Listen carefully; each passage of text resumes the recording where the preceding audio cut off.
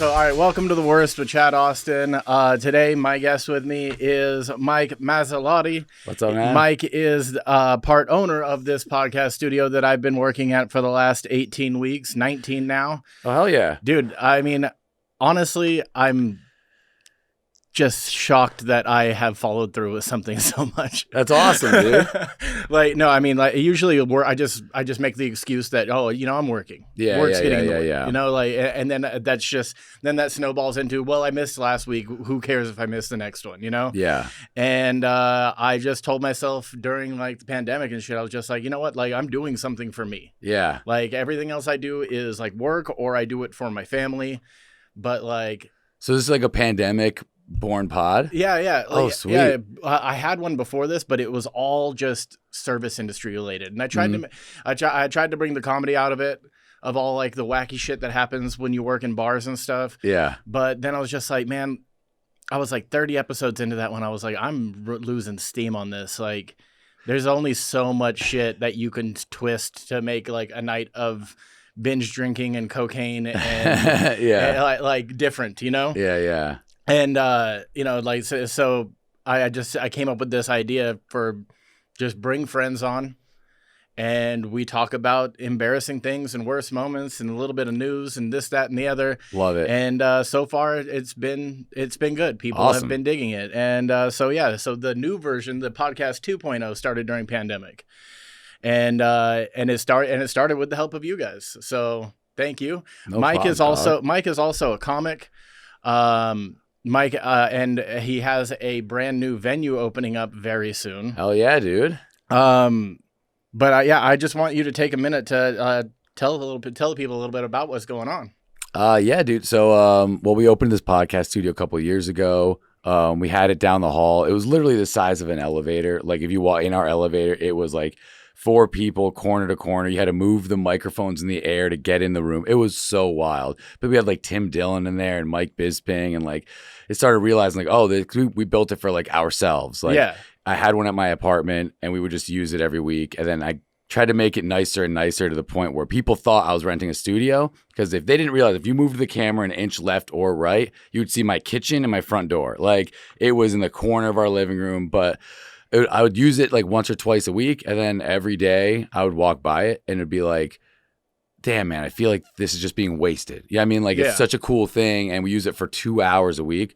So our idea was literally, let's build a studio somewhere, rent it out just enough so other people could use it, and then pay the rent, and then we get a free studio space. That was as big as the idea got, and then it turned into bigger space, new venue, more people. It's wild, man. And people like you guys coming through and digging it and giving us that, because I don't know, man, you always don't, everything we do, we feel like we're not doing it right because we don't know what the hell we're doing. And then when you see people get excited and then come through every week, it's oh shit, this is something real. Let's we quit our jobs and just focused on this, and now it's it's taken off, but it's because of honestly our excitement for podcasting, but also people like y'all that actually are going after goals, because half the phone calls we get are I want to start a podcast.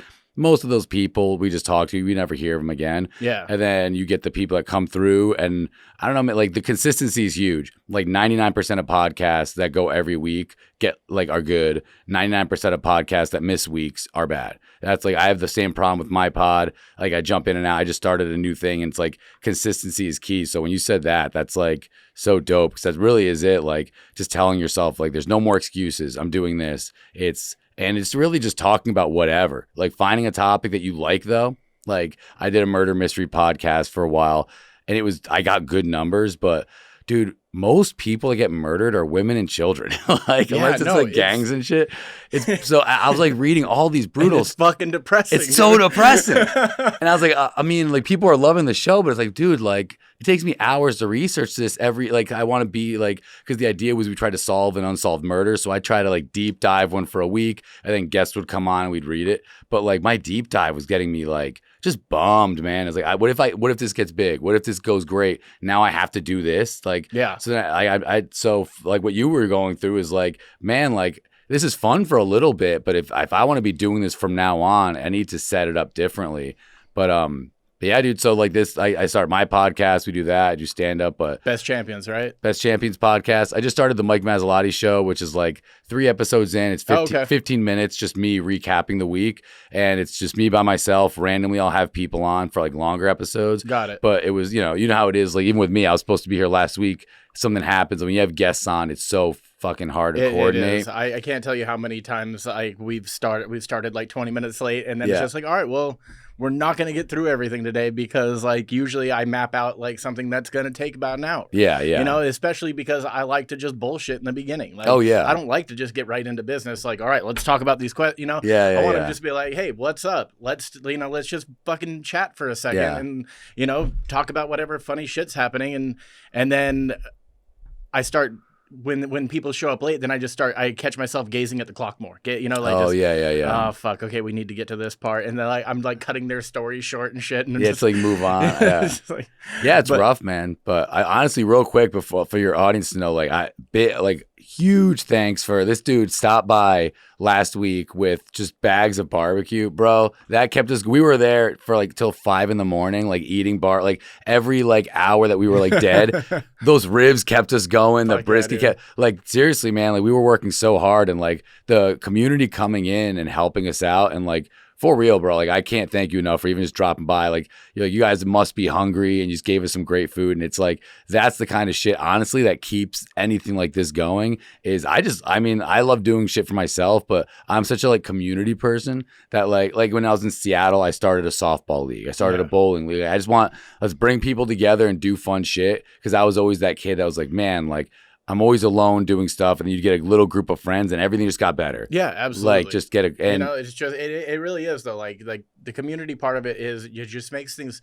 You bring somebody into what you're doing. Yeah. And then like not only do you have somebody to share those memories with, but then it just makes it all feel so much more real. Oh, you know, you do all this shit by yourself, and you're like, well, that's cool, but now. If I want somebody to know about this, I just have to tell this wild ass story, and I just can't look at my friend and be like, hey, remember that time we did this? Yeah, man. Know, and then you guys just like it could be an inside joke later, it could be this, it could be that, but like it just feels so much better when you just like have like a crew. Yeah, and when like.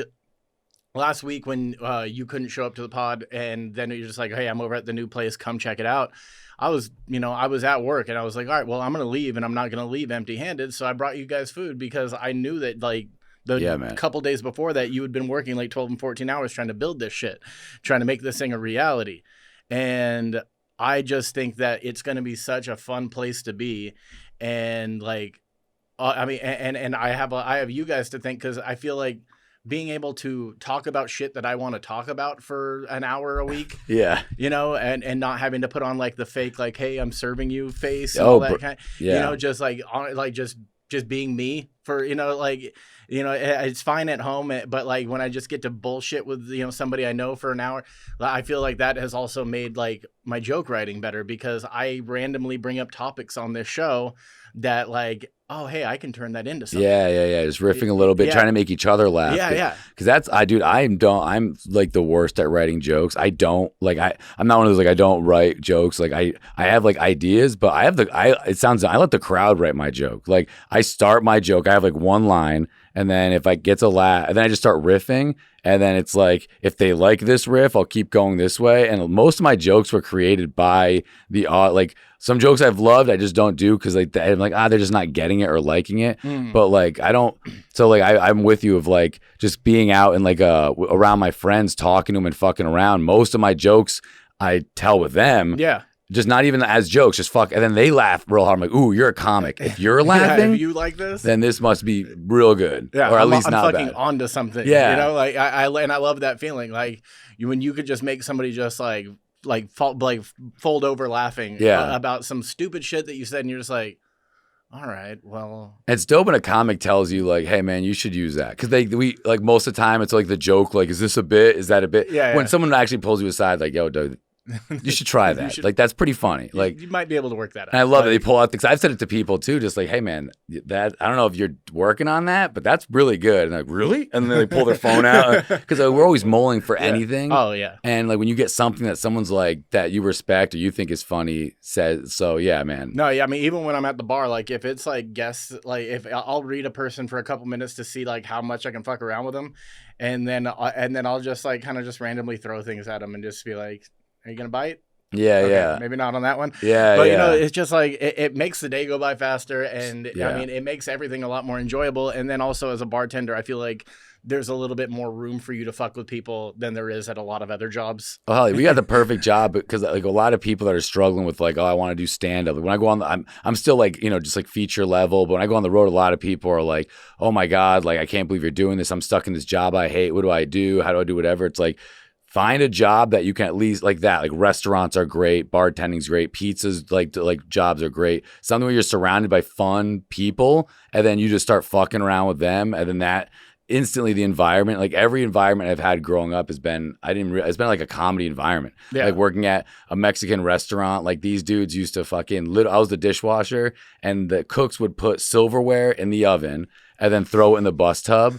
And I wouldn't know, and I would just be washing dishes, and randomly I'd grab fucking this super hot spoon. My hands are wet, so it doesn't really burn, but you're like, motherfucker. And like, you look down the hallway and just all laughing their asses off, bro.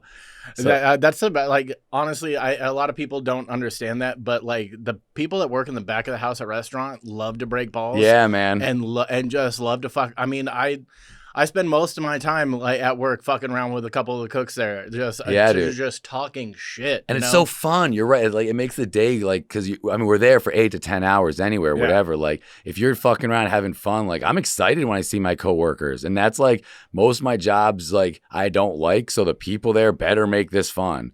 You know what I mean? And if they don't, then this is gonna really be a rough one. So no, yeah, I completely agree. So with this studio is moving, and it's now at it's going to be next month, starting next month, right? Yep. It's going to be at Chaplin Studios. Mm-hmm. And the cool thing is, like we were just talking about when I said venue, is they found this space that has an upper level where the podcast is going to be in a little studio, and then downstairs it's going to be an actual venue where kind of the plan for it is like a nightly Mike plus real shows, right? Yep.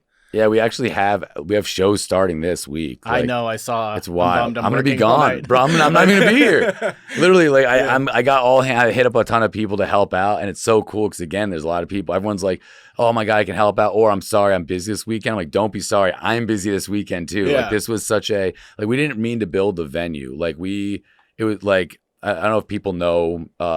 Like LA comedy is so different than comedy everywhere else. Like in Seattle, I worked at the comedy club there. The audience pays $6. They show up to watch comedy. You get anywhere from 50 to 120 people. Everyone gets 3 minutes. You go up, you do your time, whatever.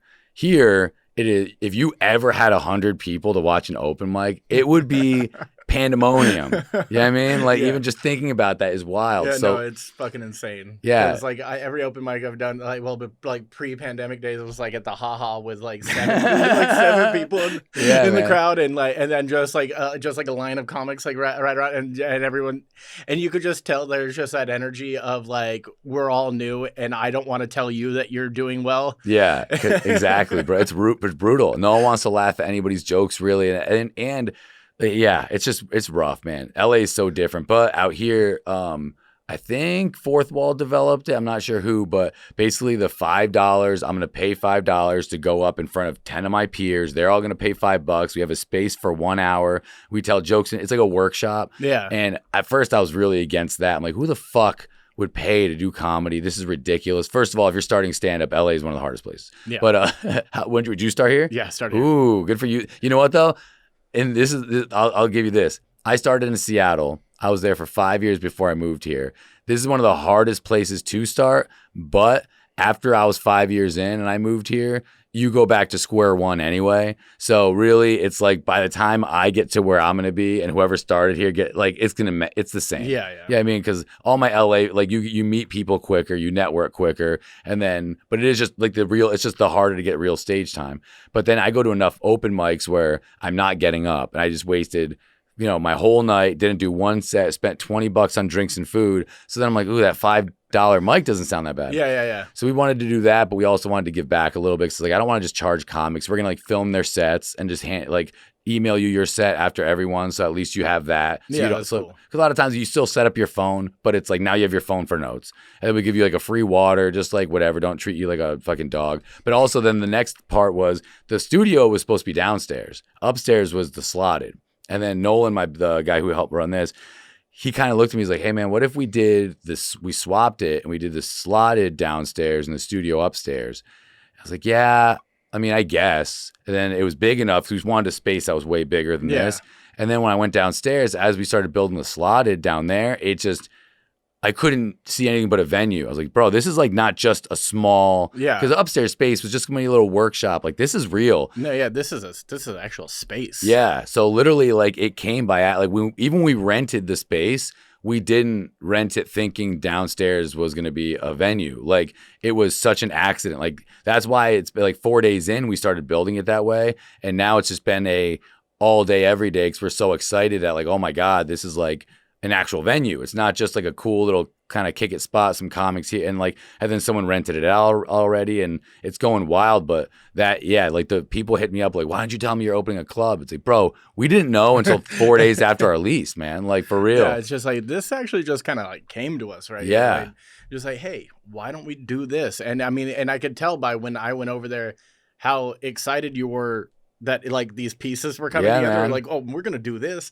Oh, and we're gonna do that. Yeah. And this is gonna be on this wall. And I was watching you piece it together as like almost as you were telling me. Yeah, man, for real. And I mean, and so you could tell that it wasn't like, hey, man, this has been like a secret thing coming up. It was just like, no, fucking lightning struck, and we got to get it. Yeah, and we got it. You know, like we basically caught lightning in a bottle and ran with it. Bro, 100%. Like, it's the same thing that happened with this, man. Like, no joke. Like, we started this just to have a free pod for ourselves, and now it's like, this is my career. And then now I go to the studio. It's just, it feels like that same wave of like, holy shit. And then not only that, like, I ran the Comedy Underground in Seattle for a while. Like, we all worked at the Improv. Like, the group of us are all these like comedy club misfits. Like, Avery worked at a club in Denver. And it's so funny that like we all kind of left. And now it's like, oh, like, this was crazy. Like, starting a studio, like, I don't know how to do any of this shit. This was all, let's plug this in. Does this work? No. Why doesn't it work? You know what I mean? Yeah. The club is like, oh my God, we know what good comedy feels like. I know, like, we have the low ceiling, and then we have the loft in the back. And then, so like this, I'm even more excited because I feel like, holy shit, I've done this before. Yeah, this is something I'm familiar with. Yes. Like. So that, and yeah, bro. So, but I honestly, like, well, hopefully, I mean, we're trying to get people to start monthlies. Excited for you to do something there.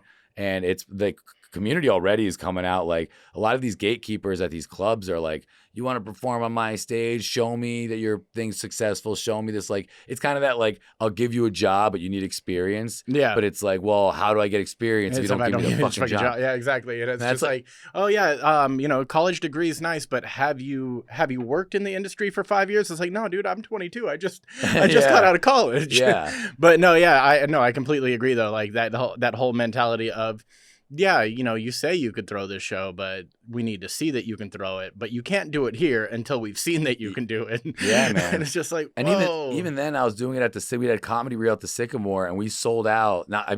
Very luckily, but like 4 out of our like 6 or 7, and then we were sending that to the Improv, and we all that ran that show worked at the Improv, and no hate toward the Improv, but like, that's for the visual people there. Watch on YouTube, y'all. But no, but it's just like that idea of like, even the podcast studio. All right, if you want me to be real about this shit, they have a beautiful podcast studio upstairs. And when I was working sound at the Improv, I was so excited, like, holy shit, this is before this was ever built. Yeah. And I was like, hey, I had it in my house though. Like, that's when it was at that stage. And I was like, hey, can we use this every week to like record our pods? And then they were just like, nah, we're not really letting, whatever use it. It's like we'll rent it. Like, we'll pay for the space. And they're like, no, whatever. And I was like, well, can I at least help you guys run it? Like, I run sound in the main room. You trust me enough to run your show. And they were just like not into it. I mean, 0% wouldn't even let me like barely. I only went in there once. They would like keep the door closed, and then I was so like pissed. I was like, you know what, dude, fuck you guys. I'm building a studio. And then that gave me that. I run on spite a lot. Oh bro. yeah, dude, I do the same shit. Like whenever I'm about to sit down, shit. I think about all the people. I really just want to be like, fuck you, dude. and like it's not positive, but it keeps me going. Bro. It's only a couple people. It's not like the world. No, definitely not the world. But then there is those few people where you're just like, well, you know what? I'm just gonna fucking show you different. Mm-hmm. Like, and you're just gonna suck on that. I'm never even gonna directly name you or anything like that, but I'm just gonna keep on doing it, and I'll post it, and then I'll see that you saw it. And fuck you. Yep. And that's how it feels, man. And then it's like with COVID happening and all these comedy clubs were going like hurting and doing whatever, and then the podcast studio was doing good. In my head, I was just like, yo, improv, like you guys could have been making, like we were gonna help you guys set up a business, like these comedy clubs. Like if you guys are listening now, like you guys all, I mean, they all have podcast studios, but they're not setting up the businesses. They're not doing. It feels like it's like old ways are just no one's like it, like, you know, all right, what's the new thing? Let's stay current. Let's keep doing this. And it's like new GM. Like when I was working there, we have a different GM. They got bought out by AMC, then Levity bought them. And it's just like, you guys aren't even run by people that give a shit. Cause then your GM now works at this restaurant. And then this guy, you guys aren't comedy people. This is a job to you. Yeah, I mean, this is a restaurant. Like you got the salary that you wanted. Exactly. And you took the job. Exactly. Like it's not like, dude, it's not somebody that's actually excited to be there every night. Like one of the cool things was like the store when they got Adam Egget, like he actually cared. He is such a comic first, like, yeah, he gets it. And I'm not saying like the improv definitely had a couple people up top, but the other thing is there's so many clubs all around the country. That's the other thing that sucks about like the whatever is you can't do that everywhere. Like even the GM I talked to is like, well, I'm in charge of like these 9. Yeah. And it's like, well, so like, Jesus. Yeah. It's like, so you guys aren't even completely connected. It's, you know, Bud Friedman sold it, you know, good for him. It's a big money thing, but it's back to that idea of like, what my level, I want that community. I want to go somewhere. I want that clubhouse feeling, man. And the Comedy Store is closer to that, but I feel like you still have to be kind of bigger to have that feeling there. And I wanted a place for like the younger up and coming people, like the people like us and like people even newer and a little bit beyond us to like, all right, these gatekeepers aren't going to tell me what I can and can't do. There are all these independent venues. Like the Nightcap is great. Like Jam in a Van, I guess, went from just music to music and comedy and stuff too. So all these people are like renegades of fun. Like I've gone to these venues, I'm like, oh, like, again, I never even thought of opening ours, but now that it's like within a week, it's like, oh, we're doing a venue. I'm looking at all the fun ones that I like, and it's all vibe. Yeah. Like, oh, absolutely. We can't mess with clubs when it comes to like how much money they have to drop on this and that, but it's vibe, man, and that's what I think about more than anything. Is well, yeah, because like if you think about it too, like, yeah, sure, the like an audience appreciates like, you know, certain things about how the seating's arranged, this, that, and the other, but really they came there for the vibe. Like they came there because like you exude like the fact that they're going to have a good time. Yeah. You know? Yeah. For real. Like that we're just fucking hanging out. Which is so, and someone's telling some jokes. Yeah. And then after that we're bullshitting and that's that, you know? Which is so funny because that's right, man. Because they don't go there for the food. Yeah. And then they force 2-drink minimum, food, eat, drink, whatever. We need to make our money. And it's like, yo, guys, I'm here for the comedy show. Because the audience, no one goes to any comedy club for food. It's like if it's good food, it's always like a bonus. Yeah, he's like, wow, I didn't expect these to be yes. good. You know, that's always what I say. It's like, I didn't expect these wings to be good. Yeah. So it's so funny where the club is built on with the people wanting to see the comedy, but then the money and the whole thing of it is built on not the comedy at all. Like food, drinks, 2-item minimums, ticket price. It's just, yeah. So again, like it's just building something with people that give a shit, that are like, we just want a fun place. Like when I sit on the stairs at the Improv and they're like, hey, you can't sit on the stairs. I'm like, you don't think if someone walks up or down the stairs, I'm going to get up? Yeah. And then, you know what I mean? And at our spot, Nolan was sitting on the stairs and he was looking at the wall because we put up the projector and he's like, I can't wait till people are like leaning over the stairs to see who's on stage. And like, I love, and then we see those old like hardcore shows in the 90s. Yeah. And it's like, how is that even real? It's like, I love that feeling. It's always indie shows. It's always, because you don't have to worry about, I know it's like corporate shit. They have to worry about like, oh, if you get hurt or whatever, which is fine. But that's why it's like building your own shit is where I think it's at. Because I mean, Nolan wants a mini ramp in our next one. I was like, sure. Yeah, I mean, I want a stage that bands can play on. Yeah. He said, sure. So it's like we both like, it's just to me like I don't know, man. Make life fun. Like and that the clubs I always thought were gonna be fun, and then you get there and you're like, I'm getting written up for what? I'm getting written up. I'm a comic, bro. Like what the fuck are you talking about? Broken toys, dude. Yeah. Like, I'm not taking anything seriously, and now you're writing me up for being 5 minutes late. Yeah, like what? For wild shit. I don't understand this. Okay, dude. So all right. So enough plugging your shit. We've done that. We've done that quite a bit. And it's worth plugging. That's why I did it. I appreciate it. So I don't know if you saw this, but last night I posted up my wife. My birthday's in 2 days. Yeah. And did you see the Gilbert Gottfried thing? Yes, dude. Can you play it? I'll play it. I was like, even email me. I'll put it in. Oh, yeah. This is for Chad Austin, and it's being sent by Natalie Austin and Cindy Austin. And Natalie Austin just wants to Oh, shit. say, she hates fucking you, but she's glad about the fact that you hardly ever get an erection. And when you do, you're squirting a second and a half. And that's exaggerating. But you bartend and you have a podcast. Well, that shows how successful your podcast is, that you have to keep bartending. I don't think most major stars need to bartend on the side. And you have a book called Everyone Has a Fucking Cocktail Book. Well, I don't know anyone who fucking read your fucking cocktail book. And but it is your 35th birthday, and you have 2 cats. Get 20 more cats. You could be on one of those hoarder shows. But you have an 11-year-old daughter who's ashamed of you. And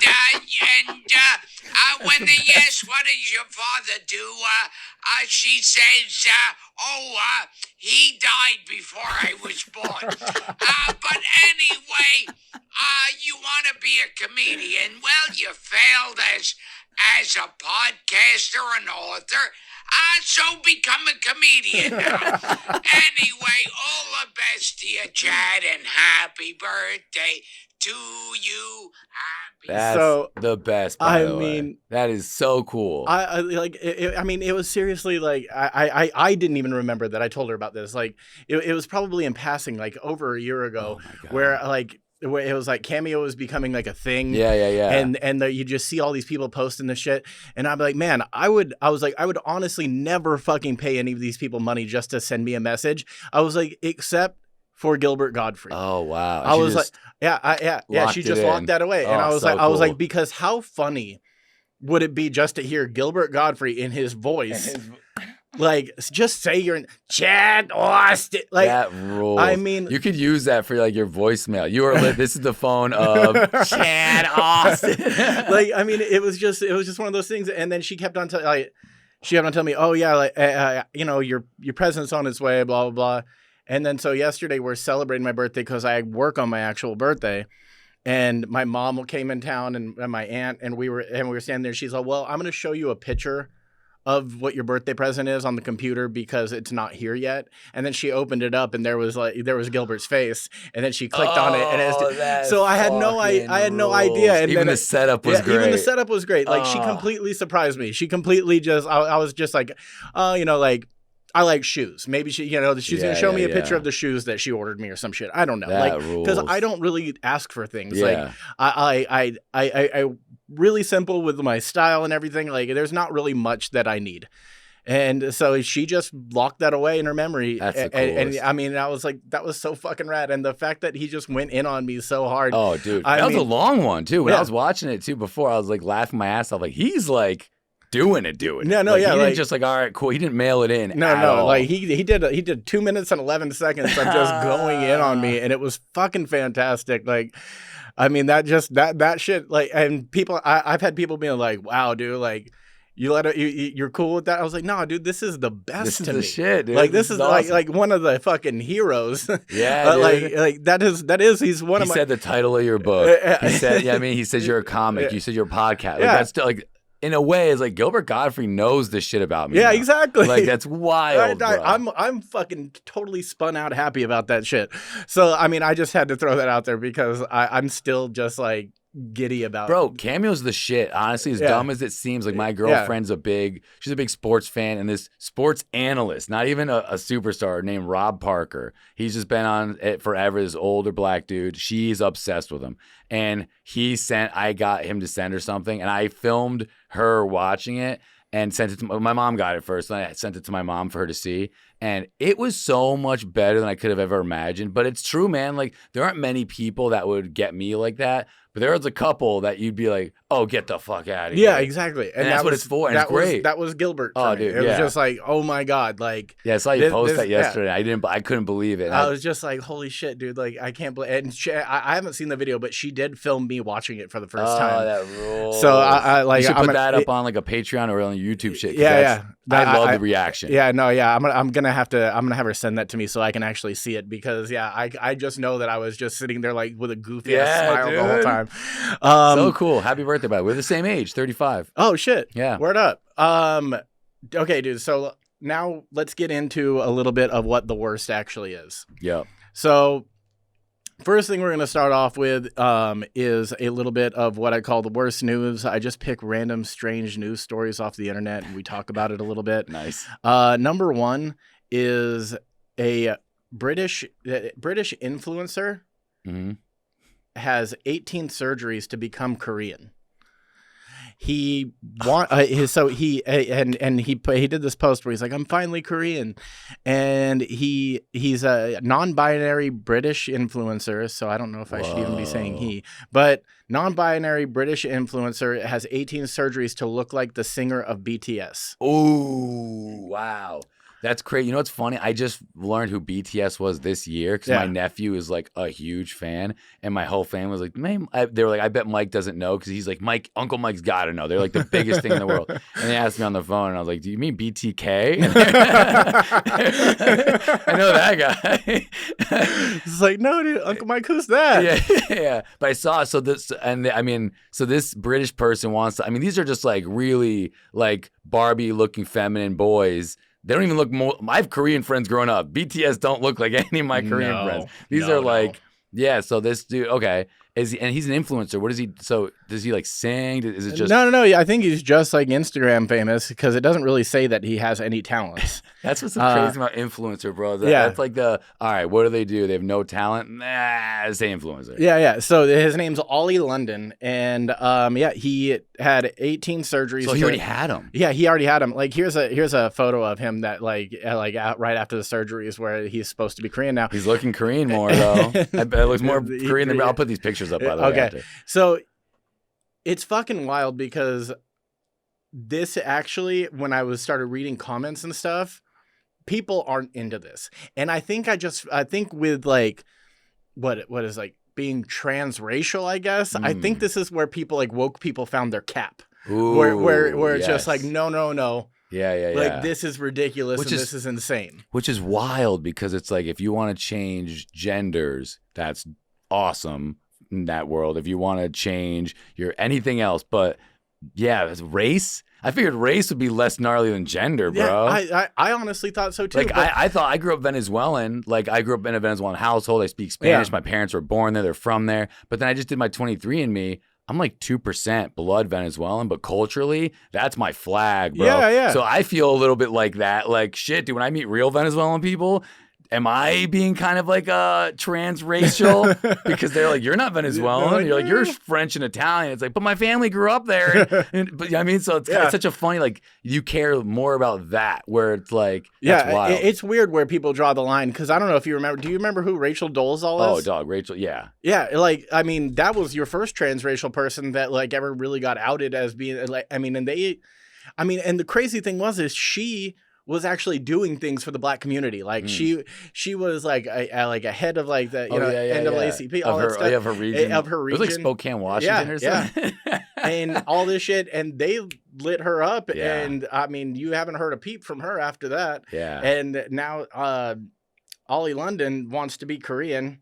He changed his name legally to the same name as the BTS singer, which is this is a little psycho. Okay, now. this is where it becomes mentally you're off, bro. Yeah, this is where it's just becoming a little. Okay, so let me get into this a little bit. This is probably this is a little controversial. Okay. When does mental illness become a thing with this? Like, my brother's got his face tattooed, his tongue split, he hangs from hooks, he's fucking he's a gnarly body mod guy. Yeah, him and his buddies, the reptile, he knows the reptile guy. Like, these are all like, so it's like, okay, this is all body modding. Yes. At what point is it mental illness when you do it to become? Yeah, I mean, like the cat guy. Yeah, is that mental illness, or you just want or to be a cat? or the dude that wanted to be a parrot? Like that shit. Like, is it okay if you're the cat guy, but if you want to be a specific famous cat, it's weird. Because if he just wants to be Korean, it's like maybe. But if you want to be that Korean guy, we're like no. Yeah. So you can't. You know what I mean? That's wild, man. Like his the singer's name is Park Jimin. Or maybe I'm saying that wrong. I don't know if Jimin is the same. Like, if it was Mexican, it would be Himin. Like, But I don't know. I don't know if the Korean version. I don't know if the Koreans have a different version of J. Which is funny because when I would message my mom when she laughs and texts, it's J. It's hilarious. I know. The first time I saw that, I was just like, wait. I didn't get it either, bro. Because I grew up just listening to it. We never wrote it. Yeah, exactly. And then I was like reading. I was like, "What the fuck is ja ja ja?" Oh, dude. But yeah. So, here's a photo of him, like after the bandages are off. Not that Korean. Not that anymore. Korean, right? Wow, 18 surgeries to get that. 18 surgeries to get that, and a name change to Jimin. He changed his name to Jimin. And it says natural Korean beauty. Natural Korean beauty. I don't even know what natural means. I love that natural is even in there at all. It's just like, that's wild. Bro, you're wild. And Koreans don't really have blonde hair, technically. I mean, no, like does the guy from BTS? I'm sure he bleaches it, like because there's a lot of like the fashion part of like what the BTS guys do, I guess. Gotcha. I mean, I have an 11-year-old daughter. So they're like the biggest thing, right? They're like the biggest group in the world. Yeah, because this is like, which is crazy. Do they sing in English too? They do. They they have songs that are just like purely Korean, but they do have songs that are like full English spoken, and you could tell that it's not easy for them. You know, like when you listen to the songs. And their English songs are big too. Oh, they're huge. They feature like major artists, like fucking like pop artists like Halsey and shit, and just that's wild. Yeah, and they probably say like 5 or 6 lines in English throughout the whole song, and then they get repeated. Gotcha. And then there's one dude that always like raps a little bit. Oh my god, it's dude, fucking that's so nuts. It's fantastic. I love getting older and getting to that point where like I remember like listening to like mindless self-indulgence and like System of a Down's first album. My parents are just like, "What are you listening to?" I'm like, "You don't get it." And you don't get it, Mom. And I'm like, I'm never gonna be like them. And now I'm like, what are you listening to? Like, what? I don't get it. Like, I really don't get it. It has flipped so hard on me because I just exactly what you just said. Like, yeah, I grew up like, and granted, some of the punk rock that I listened to was shown to me by my mom and my dad. But then as it evolved into the newer shit, where it was a little bit more aggro, a little bit more, and then like started listening to some metal and this, that, and the other, and then the gangster rap, which neither one of them really understood, and they would always just be like, Chad, what the fuck? Yeah. And now like my daughter, she puts on this Ariana Grande song in the car. And she's 11, so she doesn't understand what it means. But the whole song is about getting fucked really hard and not being able to walk right. And I'm like, what are we listening to? Oh, that's so fun. I never thought of that. That the stuff that even as a kid, I thought I was listening to whatever. My parents were probably like, yo, are you hearing these lyrics? That's how I feel a lot. It was like, like it's weird because like I look the way I do. I smoke weed. I do drugs and shit. But then I'm like, I still think that like we should separate shit for kids as long as possible. Because the second you're not a kid, there's no going back. No, you know what I mean, with exactly. Like, and growing up too. So like when I'm hearing some of these songs that kids are listening to, I start feeling like that. Like, this is a little inappropriate for these children, right? Like, am I being this old fart when I'm saying like? Like this 11-year-old kid is listening to some sex song. You're like, what? It's fucking wild. Right? So, and honestly, I always thought that I did a good job of like keeping like, you know, my actual adult life separate from my child's. But there's like little things that she does that make me know that she's a little bit more aware of shit. Like we were a couple weeks ago, we were driving to 7-Eleven and there was just like 3 kids standing on like a street corner. And she looks at me and she's like, you know what they're doing, right? I'm like, what are they doing? She's like, getting high. I was like, what? And she's like, yeah, they're probably just smoking pot. That's wild. And I was like, what?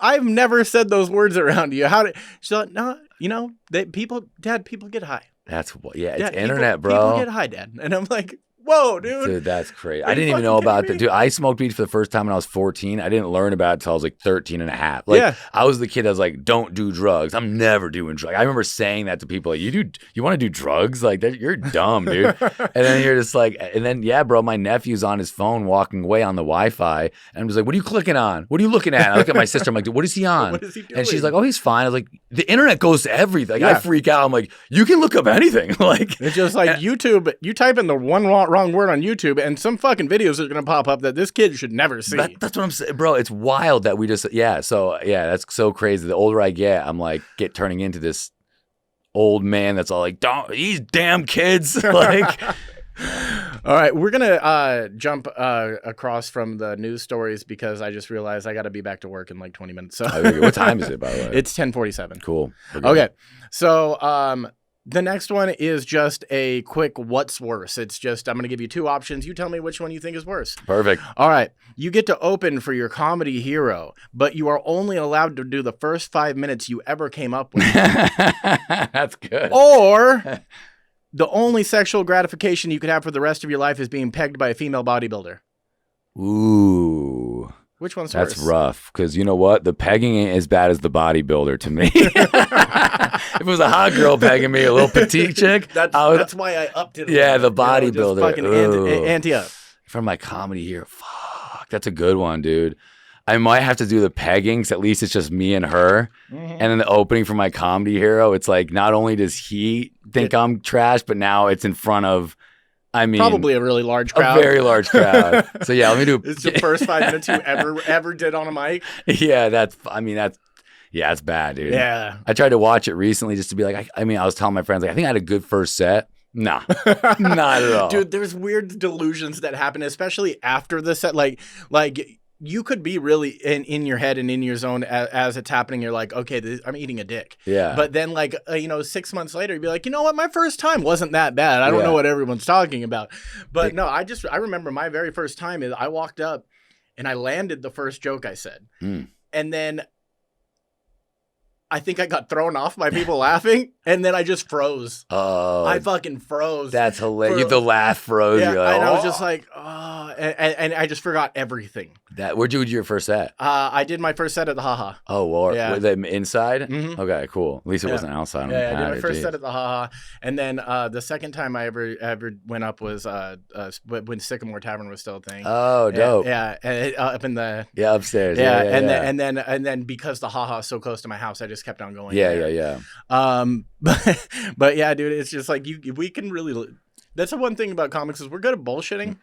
And especially ourselves. Self-delusion, bro. And I mean, you kind of have to have that a little bit. 100%. Like you really need an understand, like, because I'm more of one of the people that's just always like, I'm not good enough. But then there's also that little bit of a drive where he's just like, you know what? Fuck this. I am, I mean, and you really, I don't know about you, but I just have an internal battle in my head constantly about. Oh, dude, what is that called? Like imposter syndrome? Yeah, I get imposter that syndrome. every time I get a paycheck, even with the studio, bro. I'm like, is this real, man? It's like, should we be doing this? Right. Yeah. Okay, so now we're gonna get into the worst. The worst is a series of questions, and you'll tell me, your worst experiences, your most embarrassing moments, whatever comes to mind. All right, first one is going to be worst night out drinking. Do you have a good story of your worst night out drinking? Yeah, I'm not a big drinker. I'm a weed guy. So I don't handle alcohol great. did a show with Billy. It's funny because Billy doesn't even know this story. It was so bad, I couldn't even tell him. So we hung out, we were drinking, and all these people are just buying us drinks left and right. And I'm fucking just taking whiskey. I was like, whiskey on the rocks was my drink for a while. Okay. Let the water down a little bit. I'll smash it. And after like 5 of those, and as a non-drinker, and we did like 8:30 show. So by 10:50, 11 o'clock, I am like blackout drunk. So we're walking. It was at this resort in Santa Rosa, California, like the Flamingo Resort, I think it was called. And it was afterwards. I'm just walking around drunk as fuck. Billy had a girl, so he kind of like was walking with me, but I saw a jacuzzi and there was a girl in the jacuzzi. So I was like, oh, jacuzzi. And I just like got in. But it was this exact watch. I was like smart enough to be like, don't ruin my watch. Don't ruin your watch. So I put it down, totally lost it, totally forgot about it. So hanging out with this girl for a while, and then I'm realizing like, oh, I gotta take a piss. I'm smart enough not to pee in the jacuzzi. So I got out and I just sat in a lawn chair and just I'm just sitting there pissing through the lawn chair. And this is like at a really nice resort. Yeah. And then Billy finds me and he's like, hey, Mike, you want to go upstairs or whatever? And I can't believe I'm actually going to tell the story. So I'm like, yeah, dude, whatever. So he gets me to the hotel room. It's a suite. So we're sharing a bathroom. He's got his own room with his girl. They're just hooking up all night. I'm by myself having I'm spinning. I feel like I'm going to throw. It was the worst. Like I couldn't even close my eyes. Like it was so brutal. So I just go to the bathroom. I'm like, you know what? I'm going to lay down in the shower so I can have water hitting me. I'm feeling good. So then I just start puking like all over the shower. So I start taking off all my clothes. I get to be at where I'm naked, just hands and knees throwing up. And I just fucking throw up out the back too, bro. I fucking shit a ton in this shower, just because I'm just puking. And we're sharing this bathroom, you know what I'm saying? So I'm freaking out and I'm wasted. So I just fucking grab the log and I just, bro, like I'm fucking Penny Hardaway. I try to toss it into the toilet. And I miss, and it just whaps the wall, and there's just shit everywhere now. And I'm wasted trying to clean it. And every time I grab it, it gets smaller. And I'm like just going through, like cleaning up this bathroom. God, yes. And then finally, I'm like, okay, the shit's in the toilet. But I look around, and it's like a murder scene. So I just start grabbing these white towels from the hotel, and I'm just clean, bro, scrubbing for like an hour and a half, right? And so I'm scrubbing out everything, but I'm detailing these tiles. And I was so like getting the grout. Yeah, bro. So finally, I take all the towels into my room. I throw them in the garbage. I close the garbage. I lay down in bed. Like 10, 15 minutes later, I hear Billy and the girl get out, go take a shower, go to the bathroom. It's like morning at this point. We have to drive back home. And we were driving from Santa Rosa back to LA. And Billy never noticed it, never said a word about it. I was too embarrassed to ever tell him. And I was like, oh, I hope he doesn't get a fucking hotel towel fucking bill. But I don't think he ever did because he never told me. But to this day, I just performed with him last week. I'm still too embarrassed to ever. I told my mom that once because she asked me like what my worst. She's like, you go on the road a lot. And I was like, you want to hear something, Mom? And she was like, Mikey, what are you doing? Oh my God, dude. That's fucking fantastic. So that's why I don't drink a lot. Yeah, no, I'm honestly, I think the podcast, I mean, not the podcast, the pandemic actually saved me because I was drinking a shit ton. At my last job, I was so miserable at it that as soon as I got there, I'd start drinking. And then I would just drink throughout the whole night. And then you drink so much that like you wake up feeling like shit and then you're pissing out of your ass. And then by like noon, you start to feel okay again. And then you go to work at 3 and you start it all over again. Yep. And that was my life for like 2 years. Damn, just because it was just such a fucking miserable place to work. I loved the people I worked with. I just hated the company. Yeah. But yeah, dude, I ever since pandemic and I was just sitting at home with my family, I just wasn't drinking. And now I went out to drink with a couple of people the other day and I was like 3 drinks and I was fucking fine. Which is great. Yeah, like I like being a lightweight. Me too, because I can buy like expensive drinks now and not care. Cause I'm like, I'm only going to drink 2 of these. I'm just going to sip these and enjoy them. Yeah. And just let everybody else fucking run rampant around me and I'll catch a little buzz. Oh yeah. And then I'll tone it all down with the weed at the end of the night and I'm good. I'm right there with you, dude. Like, I'm fucking right there fine. with you. Worst sexual experience. Oh my God, dude. This one involves poop too. That right there is going to be like the first clip for this. It just got this one involves poop too. Find out what happens. Yeah, oh God, I wish it didn't. That's hilarious. All right, I'll keep this one quick too. But all right, I'll hook up with this really pretty girl. She's awesome. It was like 3:30 in the afternoon, and I just thought to myself, like, what would be more fun than pulling out these anal beads I just bought? So I start using them on her, and she's a little nervous at first. I'm like, no, these are really fun. Don't worry about it. She's like, all right. So she's like totally into it. So we're hooking up. It's great. And then it gets to the point where you have to take them out. So she lays on her stomach. I pull one of them out. I see it's a purple. I see it's a little brown. So I'm like, no big deal. I'm not going to say shit. I'm a gentleman. I'm like, I'll be right back. I go grab a towel. So I have a giant, like, full towel, brown towel, which I didn't do on purpose. Thank God. But it was a brown towel. So I lay it under her just to pull the beads out to catch them. Bro, I pull the beads out and just logs start coming out. Like, it's like I'm catching a baby. She's giving birth to just poop. I'm catching everyone. And we're in my bed. I'm not going to let this hit my bed. Yeah, of course. Like, but then I'm like dry heaving as quietly as I can because I don't want to ruin this poor, sweet girl. Oh, of course. So I'm just like, and then she just doesn't say a word. And then I just kind of put them all, like, wrap the towel. And I lived in this loft, like, 5th floor or 3rd floor in Seattle. And there was an alley between our house. I just fucking tossed the towel off the roof into the alley, went back inside. We didn't ever say anything to her, never brought it up to her ever. How do you feel? She's like, well, I feel lighter, but... Yeah. But that was literally, like, I didn't want, because I don't know, man, like, embarrassing shit. I never want to make anyone feel bad, but literally, bro, like, I won't tell people who it is, but I tell I'm like, bro, because I love eating girls' asses. I didn't go near a butt for like a year and a half. Bro, because all I could see was like the whole opening and close. Like, it was wild, bro. It was wild. I mean, and you don't really think about that because no one's ever really, I mean, unless that's your thing, that close to an asshole when it's actually shitting. Bro, yeah, I've seen like pieces on stuff. That was like, yeah, bro. I was like, yeah, it was Health Channel shit. Like, that was brutal, dude. Wow. Yeah. Fuck, man. This next one doesn't have to do with shit. If it does, I'm changing it. What's the worst gig you ever had? I got a little bit better. It was so I went to see Jeff Ross live, and it was when he was roasting America. And I was I was 7th row in Seattle, and he's like, hey, if anybody wants to get roasted, I'm not going to pick you out of the audience, but come up and I'll roast you or whatever. So I ran right to the stage. This is before I ever did stand-up comedy. I'm in a band. I have hair down to my like shoulders. And then I go on stage and he's roasting everybody. And I'm just such a big comedy fan. Like, this is Jeff Ross. I'm looking out at a Paramount Theater sold out, just like taking in the whole thing. He comes over to me finally. He's like, hey, what do you do for a living? And I just say, thinking I'm going to crush, thinking I'm about to knock this whole fucking place on its ass. He's like, so what do you do for a living? And I just go, smoke weed. Bro, crickets. A whole theater.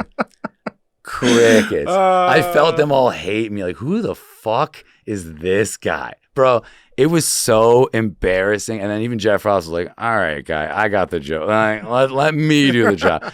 So then he ended up tearing me apart, calling me like a broke-ass looking Ashton Kutcher, blah, blah, blah. Like, all this dumb shit, cool. Ends, I'm just like kind of a little bit mortified because I was like, that didn't go as cool as I thought it was going to go. That pit in your stomach. Little pit in my stomach. Yeah. But whatever, no big deal. That night ended. Cut to... like, I see it when it airs on TV. You see me on screen, but my part doesn't air. Thank God, right?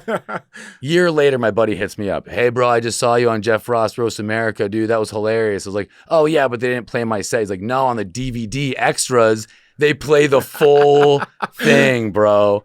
So I bought the DVD, and I got the extras, and it's in it. The full thing. And it is... so embarrassing, and it is on tape. It is on this guy's DVD forever. My most embarrassing moment ever on stage is locked in on a DVD, dog.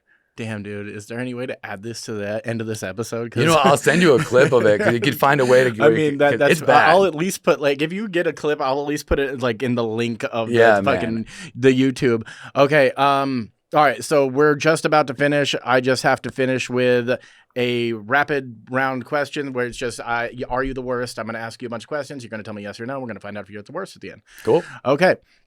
Have you ever stolen from your parents? I want to say yes, but I can't remember what. But I know I'm that kid. Have you ever lied to a spouse? Don't have a spouse. Lie to girlfriends all the time. Yeah, same shit. Yeah, same shit. Have you ever been a bully? Yes. Have you ever cheated on someone? Yes. Have you ever worn Crocs? No. I'm more proud of that than cheating. Yeah, fuck yeah. I would be too. Have you ever worn cargo shorts? Yes. Hardcore show days, right? Yeah, dude. Mega. Me too. Have you ever had frosted tips? Yes. All right. So That's brutal, bro. so I am once the again, worst at the end. fucking thank you again for doing this with me. No problem, I know man. that your schedule's been really busy lately, but it's just nice to have another comic to shoot the shit with, and we're gonna be talking about a lot more things coming up soon.